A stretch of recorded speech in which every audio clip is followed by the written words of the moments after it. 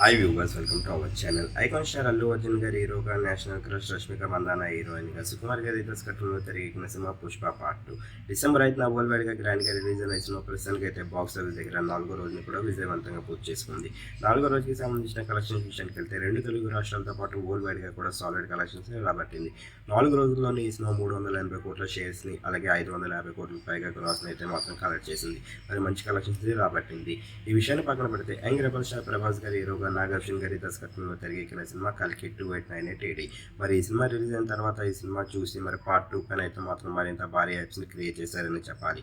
కల్కి సినిమాకి సంబంధించిన 4 రోజుల కలెక్షన్ విషయానికి వెళ్తే 4 రోజుల్లోనే వరల్డ్ వైడ్గా 260 కోట్ల షేర్స్ని, అలాగే 497 కోట్ల గ్రాస్ని కలెక్ట్ చేసింది. మరి రెండు సినిమాని కంపేర్ చేసి చూసుకున్నట్టుగైతే మాత్రం పుష్ప పార్ట్ 2 సినిమా పైసే సాధించింది. మరి రెండు సినిమాలోని ఏ సినిమా మీకు బాగా నచ్చింది అని మీరు అనుకుంటున్నారు? కింద కనిపిస్తున్న కామెంట్ బాక్స్లో కామెంట్ చేయండి. ఈ వీడియో కనుక మీకు నచ్చినట్లయితే లైక్ చేయండి, షేర్ చేయండి. మరిన్ని ఇంట్రెస్టింగ్ అప్డేట్స్ కోసం చూస్తున్నానండి అవర్ ఛానల్.